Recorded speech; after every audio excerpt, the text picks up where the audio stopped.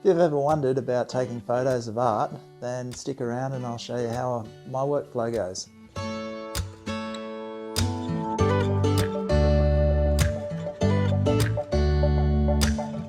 Taking photos of art is something that needs to be extremely precise. You've got to represent the piece as the artist has intended it.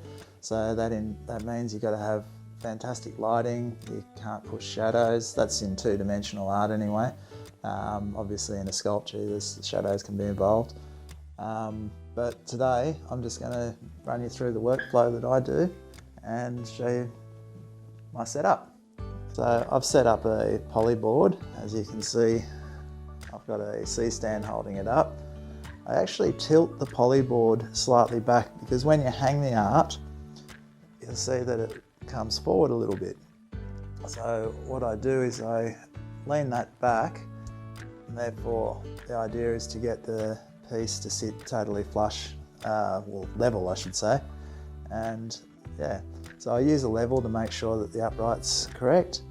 I use a level to make sure the top of it's correct. And then the next step that I do is I work out where the middle is. I use a tape measure and I'll measure from the tape measure from the center to the ground. And then on the camera, I'll do the same thing from the center of the lens to the ground. And that's a pretty good starting point for working out that you're going to be square to the picture. A couple of other things I do. You'll see that I've got this little table below it with this white silky material. Doesn't have to be silky, just has to be soft. That's there purely as a insurance policy, just in case, you know, fingers crossed it doesn't happen, but if the piece does fall off the wall, it's going to land on something soft, and the idea of it being white is you won't get any colour cast. I use two lights to light my artworks, one on camera left obviously and one on camera right, which I'll bring in shortly and show you. But the thing with the lighting, you're always going to get a hot spot in the middle of your light. That is not what you want pointing at the piece. You want to angle it so that it's the side.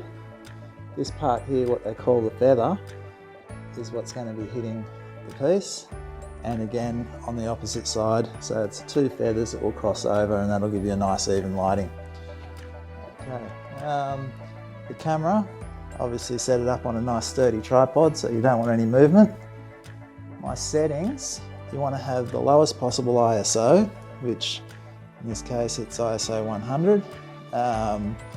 The aperture, I've set it f8 because that's the sharpest point on the lens, and my shutter speed, I have it at 200th of a second. I'm using a 90mm macro lens. It's on the Sony a7R IV.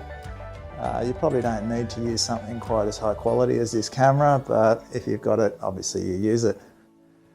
Okay, so I'm shooting that tethered. As you can see, I've got this orange cable, comes up to my computer.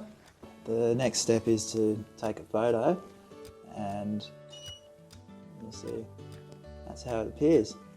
You'll see there's all my settings that I mentioned before. The next step though is, although it looks pretty good to the eye, you want to make sure that the colour cast is exactly right. So what we need to do next is take a photo with the grey card. Pop it on there, try and keep it as close to the picture as you can so that it gets the right exposure on it.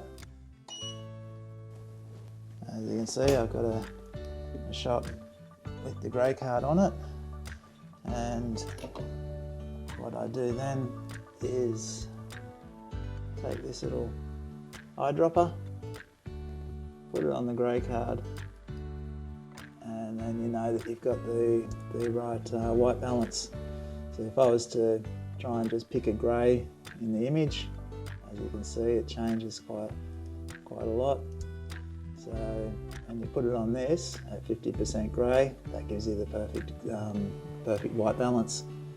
So I'll then go into capture one, into my exposure meters, and copy this to my other image. On the image that we've got, the right white balance, and it's ready to take into Photoshop, cut out the image and drop a different colour white background in to get rid of the polyboard. Right click on this one, edit with Photoshop, and as it slowly starts to open, I'll give you a little bit of space so you can see what I'm doing. I'll take the pen tool, come in a bit closer, so I can see that I've got a good edge.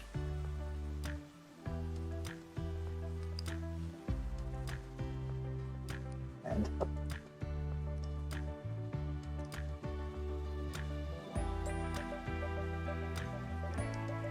make that selection. And cut it out, drop another layer below, fill with white, and there you go. And just to make sure everything's exactly centered, I select all on the white layer, move on to this layer, and just center it. As you can see, it's just the tiniest little bit of movement, but now that's perfectly centered within that file. Okay, so that's how I photograph art and edit it. There you go. Thank you.